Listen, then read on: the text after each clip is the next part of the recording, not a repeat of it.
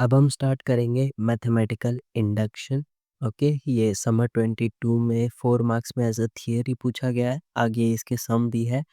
तो ये जो मैथमेटिकल इंडक्शन है वो किसी स्टेटमेंट्स, और ये जो इसमें स्टेटमेंट्स हो गए वो सभी के सभी पॉजिटिव इंटीजर्स के लिए स्टेटमेंट्स हो गए। इन पॉजिटिव इंटीजर्स के स्टेटमेंट्स को प्रूव करने के लिए यूज़ किया जाता है मैथमेटिकल इंडक्शन। ओके, और यहाँ पे PMI, ठीक है, इसका शॉर्ट फॉर्म है प्रिंसिपल ऑफ मैथमेटिकल इंडक्शन। के दो टाइप है, एक है रेगुलर इंडक्शन, दूसरा है स्ट्रॉन्ग इंडक्शन। पहले देखते हैं रेगुलर इंडक्शन। तो इसके अंदर हमारा बेस केस क्या होगा कि n=1 के लिए हमें प्रूव करना है कि ये जो केस है वो ट्रू है। ओके, फिर इंडक्टिव स्टेप के अंदर हमें क्या करना है कि n=k के लिए ट्रू है ये हमें एज्यूम कर लेना है, ये होगी हमारी इंडक्टिव हाइपोथेसिस। और फिर यही n=k के प्रूव एज्यूम करने के बाद हमें ये प्रूव करना है कि ये n=k+1 के लिए भी ट्रू है। तो इससे क्या होगा, if both steps work then p of n is true for all n greater than equals to n 1। Okay, अभी यहाँ पे ये जो दोनों स्टेप है वो अगर आपके वर्क हो जाते हैं तो फिर जो भी आपका हाइपोथेसिस है यानी स्टेटमेंट है वो ट्रू होगा। ओके, अब देखते हैं स्ट्रॉन्ग इंडक्शन के लिए। तो यहाँ पे बेस केस में भी सेम वही इंडक्टिव वाला पार्ट रहेगा, n=1 के लिए प्रूव करेंगे। अब यहाँ पे एक चेंज आएगा, ठीक है, यहाँ पे हमने क्या किया था, n=k के लिए ट्रू है ये हमने एज्यूम कर लिया था।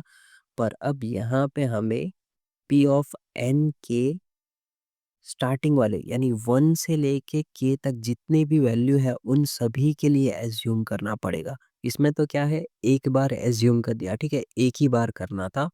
और इसमें जो है एक से स्टार्ट करके k तक जाना है, उन सभी के लिए एज्यूम करना है कि वो ट्रू है। और फिर p ऑफ k+1 के लिए भी हमें ट्रू है ये प्रूव करना है। बस चेंजेस इतना ही है कि यहाँ पे हम एक ही के लिए एज्यूम कर रहे थे, यहाँ पे हमें एक से लेके के तक के लिए पूरा एज्यूम करना होगा। ओके, इसमें भी सेम वही डिफरेंस वाला पॉइंट लिखा है कि हम यहाँ पे पी ऑफ के लिए ही एज्यूम करते हैं, पर स्ट्रॉन्ग वाले के अंदर 1 से लेके के तक के लिए एज्यूम करते हैं कि वो ट्रू है। और यहाँ पे जो स्ट्रॉन्ग इंडक्शन है वो पावरफुल होगा होगा ही, ठीक है, क्योंकि इसके अंदर 1 से लेके के तक जा रहे हैं तो वो ज़रूरी है कि वो पावरफुल होगा ही। If strong induction works regular also work, ठीक है, अगर स्ट्रॉन्ग इंडक्शन वर्क हो गया तो रेगुलर भी उसके अंदर आ ही जाएगा, क्योंकि पी ऑफ के वाला पार्ट इसके अंदर कवर हो ही जाता है लास्ट में। ओके, इसके लिए अब देखते हैं कुछ एग्जाम्स के क्वेश्चन।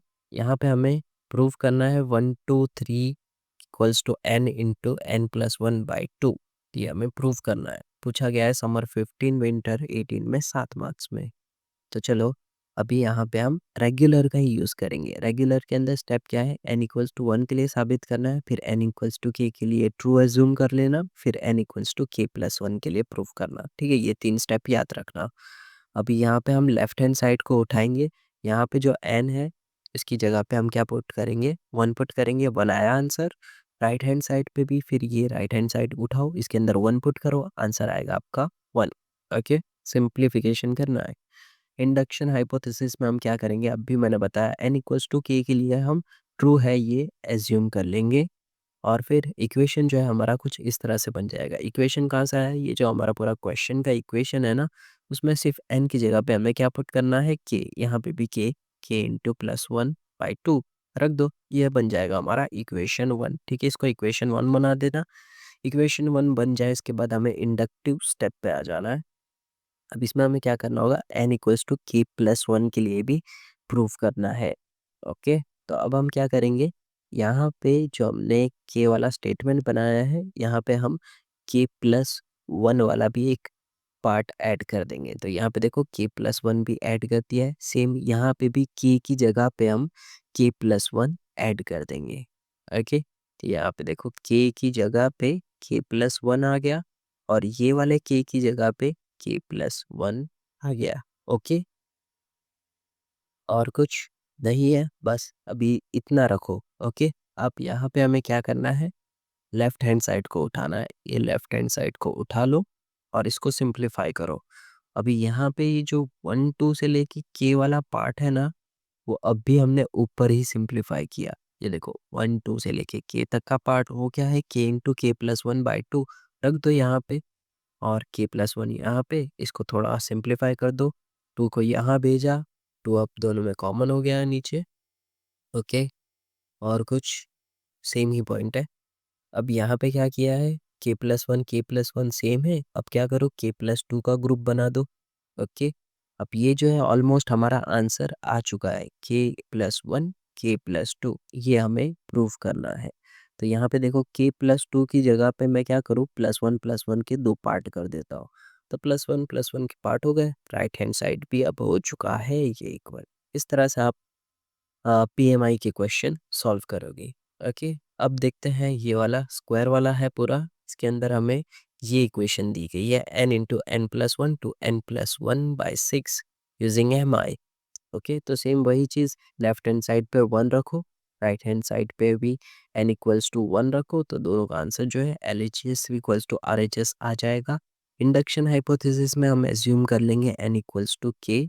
ओके, तो हम क्या करेंगे, ये जो इक्वेशन है पूरा, इसके अंदर n की जगह पे हम k लिखेंगे। ओके, यहाँ पर भी आपको k लिखना है। ओके, पूरे में यहाँ पे आप k लिखो, और फिर ये जो स्टेटमेंट बनेगा उसको आपको इक्वेशन नंबर 1 दे देना है। और अब इंडक्टिव स्टेप की बारी, तो अब यहाँ पे n=k+1 के लिए अब हम पुट करेंगे, यानी यहाँ पे जो k आया है उसके आगे k+1 का स्क्वायर। ओके, यहाँ पे भी k की जगह पे k+1 लिख देना। ओके, इस तरह से आप लिख दोगे, सेम वही स्टेप है पीछे के। अभी ये वाले जो है ऐसे ही मैं बताऊंगा, क्योंकि आगे जो है आगे है मेन क्वेश्चन, ये तो एकदम सिंपल वाला है। ओके, और फिर यहाँ पे हम क्या करेंगे, लेफ्ट हैंड साइड वाले को उठाएंगे और फिर इसके अंदर हम वैल्यू पुट करेंगे। ठीक है, सीधा ये वाली वैल्यू मत पुट कर देना। ओके, सीधा ये वाली वैल्यू नहीं पुट करना है, हमें क्या करना है, बस 1 से लेके जो के स्क्वायर वाला पार्ट है ना, उसकी वैल्यू पुट करना है। कहाँ से, ये वाले पार्ट की। ओके, तो फिर इसकी वैल्यू पुट करेंगे, k=k+1 2k+1 6। ओके, फिर ये टर्म को वैसे ही सिंप्लीफाई करेंगे, जैसा अभी मैंने उधर बताया था सिंप्लीफाई करोगे, तो फिर ये जो भी आपका आंसर है वो भी सेम वही आएगा। ओके, तो फिर आपको लिख देना है LHS=RHS। ओके, ये भी एक और, कितने गिने हैं भाई, बहुत अच्छा, यहाँ से चालू हो रहे हैं ना, कुछ नहीं, देख लेते एक और।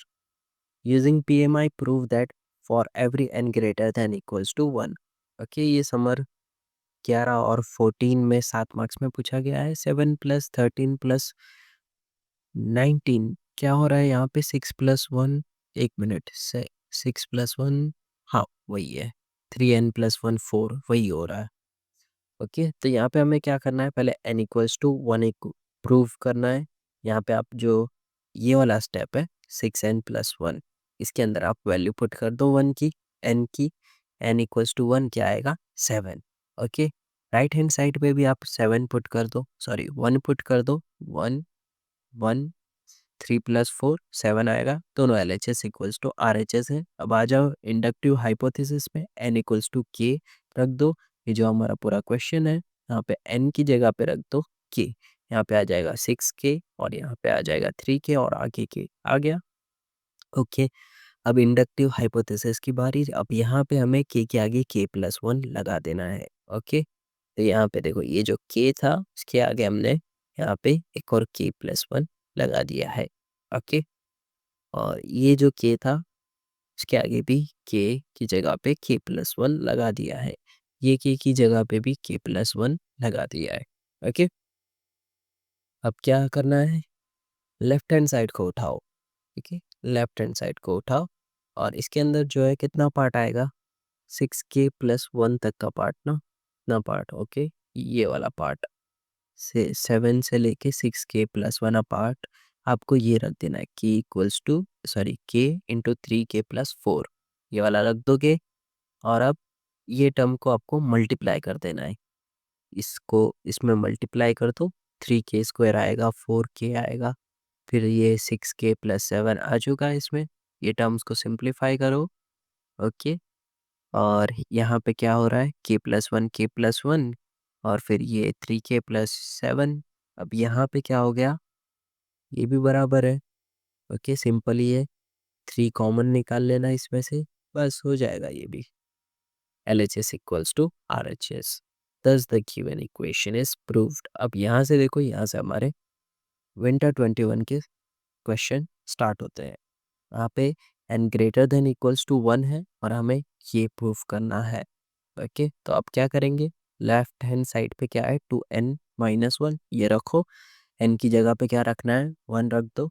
1 रख के जो आएगा वो आपको प्रूव करना है। सेम राइट हैंड साइड पे क्या है, n² में भी आप 1 रखो, LHS इक्वल्स टू RHS आ जाएगा।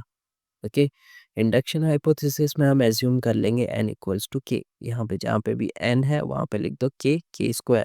ओके, अब अब क्या करना है, k के आगे वापस आपको k+1 वाला पार्ट लगा देना है इस तरह से। ओके, और यहाँ पर भी आपका आ जाएगा k की जगह पे k+1। ओके, अब यहाँ पे आपको लेफ्ट हैंड साइड को उठाना है, ये वाली लेफ्ट हैंड साइड को उठाना है और फिर इसके अंदर आपको इतने वाले पार्ट को रिप्लेस कर देना है k² से। ओके, ये k² से रिप्लेस कर दिया है। अब ये टर्म्स को सिंप्लीफाई करो, 2 से इसको मल्टीप्लाई कर दो। ओके, और फिर ये टर्म आप इस तरह से सिंप्लीफाई कर दोगे और फिर आपका आ जाएगा LHS इक्वल्स टू RHS। ये था विंटर 21 का। अब है विंटर 23 का क्वेश्चन, जहाँ पर हमें ये इस तरह से क्वेश्चन दिया है, n greater than equals to 1, जहाँ पे i इक्वल्स टू 1 से लेके n तक हमें ये 1/i इंटू i+1 के अंदर वैल्यू पुट करनी है और इसको इक्वल्स टू n/n+1 साबित करना है।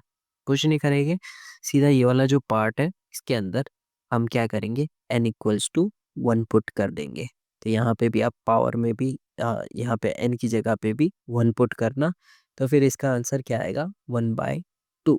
और फिर यहाँ पे भी आप 1 पुट करोगे, 1 1+1 1/2, ये भी आ गया 1/2। Okay, LHS equals to RHS हो गया। n equals to k assume कर लेंगे, ये जो इक्वेशन है यहाँ पे भी k लगा देना, यहाँ पे भी k और यहाँ पे भी k लगा दिया और इसको इक्वेशन 1 नाम दे देना। ओके, अब क्या करना है, ये वाले k की जगह पे आपको k+1 लगा देना है, यहाँ पे +1, यहाँ पे +1, ये वाले k के अंदर भी k+1। ओके, इस तरह से आपको ये पूरा सिंप्लीफाई कर देना है। ओके, अब ये वाली साइड को उठाओ, इसके अंदर ना आप तुम्हें यहाँ पे थोड़ी वैल्यूज़ पुट करनी पड़ेगी, कुछ वैल्यूज़ पुट करोगे, जैसे कि यहाँ पे ये क्या किया गया है, k+1 से शायद यहाँ पे 1 को एग्जीक्यूट कर दिया और k वाला पार्ट जो है वो सेपरेट कर दिया है। ओके, और फिर ये जो पार्ट सेपरेट हुआ वो k का, वो क्या है हमारा, यही इक्वेशन 1 का। ओके, और फिर यहाँ पे आप k की जगह पे ये वाले टर्म की जगह पे आप क्या कर दोगे, k/k+1 पुट कर दोगे। ओके, और ये जो 1/k+1 ये इसको आप सिंप्लीफाई करोगे वापस के, सिंप्लीफिकेशन हो जाए उसके बाद आपका आंसर जो है कुछ इस तरह से आएगा। ओके, और फिर इस तरह से आपको पूरा सम गिनना है। ठीक है, इसके अंदर मैं कुछ बताऊँ उसमें इतना ज़्यादा मतलब नहीं बनेगा, जितना आप खुद गिनोगे ना ये वाले सम, तो ये आपको समझ में आएगी। मैं बोलता रहूँगा, कुछ उतना समझ में नहीं आएगा ज़्यादातर, पर जैसे गिनोगे ना तब थोड़ा बहुत समझ में आने लग जाएगा। ओके, और ये वीडियो में बस इतना ही। नेक्स्ट वीडियो में हम देखेंगे रिकर्सिव डेफिनेशन।